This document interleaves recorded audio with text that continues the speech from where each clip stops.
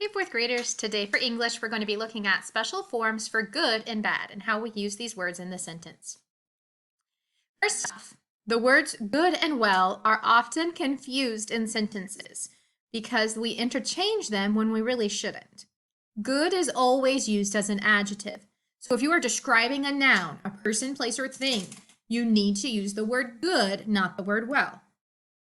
Well is an adverb unless it's talking about someone's health. So if you're telling me how you've done something, you would use the word well. Or if you're telling someone how you feel, you would use well. You made a good grade on your book report. Well, good is describing grade. That's describing a noun. That would be an adjective. So we use good. Chad plays the piano well. How does he play? He plays well. So because it's describing the verb, we use well. I hope you are feeling well today. Telling us how you are feeling, so we use well. When we're using these words to compare, we're going to use the forms like this. Let's see. You did a good job. What kind of job? Good job. You did a better job than she did, comparing two. You did the best job of all, comparing more than two.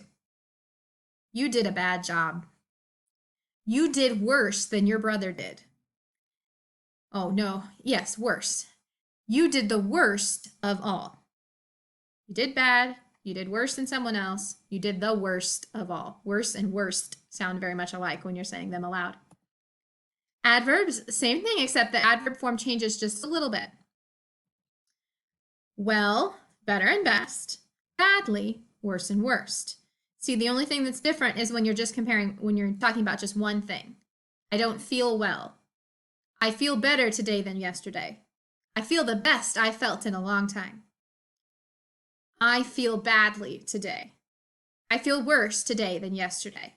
I feel the worst I felt so far. Just badly compared to good and bad. So for your page today, 249, we have to write good or well to complete each sentence. Dr. White is a good doctor or a well doctor? What would be good? Comparing talking about doctor, we use the adjective good. He does his job good or well. Well, we're talking about how he does something. That means we need the adverb, so we do well. Number 3, a blank surgeon is hard to find. It's describing the noun surgeon, so we use good. Number 4, underline the correct adjective form. Mom makes the good or best spaghetti of anyone I know. Well, it's comparing one to a group, so we need best. Number 5, the chocolate cake is better or best than the coconut cake. Comparing two things, so we need better. Number 6, the weather is worse or worse this week than last week. Comparing two things, one week to the other week, so it's worse. Number 7, that was the bad or worst storm we've had in years. We're comparing one storm to lots and lots of other storms, so it would be worst. Number 8, underline the correct adverb. He wrote badly or worst with his broken arm. Well, it's not comparing anything, it's just badly. Number 9, Thomas ran worse or worse in the second race. Well, one race to another race, worse. Number 10, the singer performed well or worse in their recital. The singer performed well, no comparison.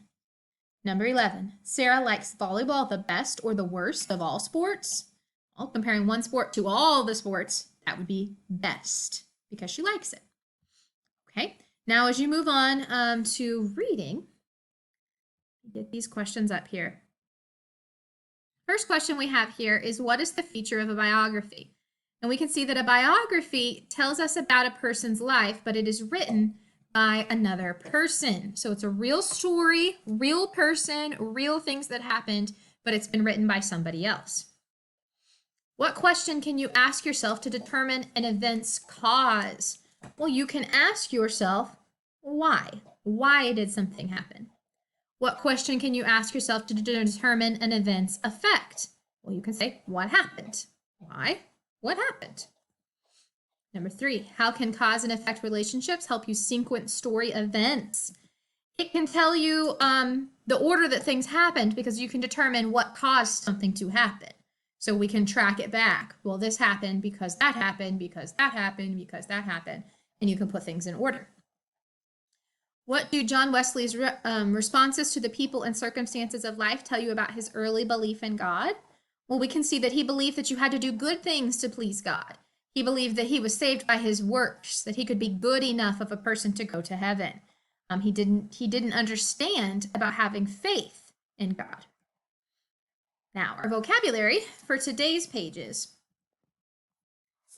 We've got 6 of them. Convert, fanatic, heretic, transform, vast, and zeal. After my grandfather's heart was converted, many things in his life changed. Converted means change. In this sentence, it's talking about getting saved. When my grandfather was saved, when he put his faith in Christ, many things in his life changed. The religious fanatic slept on beds of nails and walked barefoot on broken glass. A fanatic is kind of like a fan. If you like a sports fan, if you cover up the last part, you see the word fan. Well, if you're a fan of something, you're really passionate about it. You're very excited about it. You are all in. You put the face paint on. You go to the game. You cheer the loudest. Well, in this sentence, it's talking about somebody who believes in something so strongly that they are willing to be hurt for their faith. They're a fanatic, passionate. A heretic denied the truth of the Bible. A heretic is someone who goes against God, is against God. Number 4, the caterpillar was transformed into a beautiful butterfly. Again, means changed, transformed. Peggy saw only water as she looked across the vast ocean. Vast means very, very large. The sports fans showed their zeal by waving flags and shouting. Zeal means passion. The way that they are so excited about something is zeal. Okay, so today you're going to read, starting on page 584, and you're going to read into the end of the story on 588. As you read through today's pages, you're going to be looking at how John Wesley got saved and how that change affected his life, how his life was transformed by the power of the gospel. So that's what you're reading about today. Then as you do your work page, you're on page 231 and 232. You notice this page says assessment. So this one is graded for accuracy, not just did you finish it, but did you finish it right? So I want you to really work hard on this page. Please ask someone for help if you're struggling. You can send me a message. You can ask mom, dad, brother, sister, somebody there around you for help if you get stuck on a question, because this one is a graded assessment page and it's okay to get help. So the first section says, write the letters of the 2 events that occurred in each period of John's life. So A through F, you're going to match up. Which were the 2 before 16? Which were after 16, while he's preaching to the Indians? And which 2 come after he returns to London from America? Then list 3 events that led to John Wesley's conversion. You're going to ask yourself, what happened that led to him getting saved? What are some of those things that caused that transformation to happen in his life? Then match the people with the way they responded to John Wesley's conversion, to him getting saved. Then on the back, you're going to mark the correct answer, doing your best to determine what is the answer to each of those multiple choice questions. I need you to take a picture of the front and the back of this page and post it on Dojo for me to see, or your parents can email it to me as well. That's fine. Even if Mr. Whiting is your normal reading teacher, you're going to send it to me. I'm going to grade them, and then I'm going to let Mr. Whiting know what grade you got so that he can put it in your RenWeb for your parents to see. But this is a page that you have to take a picture of the front and the back and send it to me. Please be careful when you're taking your picture to try to make sure that I can read what you wrote. You want to write really neat handwriting on this. Print if that's your best handwriting, making sure that we can read all your answers through the picture. Then as you move on to spelling, you're going to be working on page 115, practicing with prefixes and suffixes. The first section, it tells you what the base word is. You need to look at the word in your list and decide, do you need to add a prefix, a suffix, or both? And then write what the whole spelling word would be. Then write the spelling word that completes each sentence. So if you don't know what a word means, look it up. Ask Google, ask Siri, something like that, and make sure you understand what the definition of the word is so that you can fill in where it belongs in the sentence. Get some help if you need some on that. Okay, have a great day. I miss you. Can't wait to see you soon.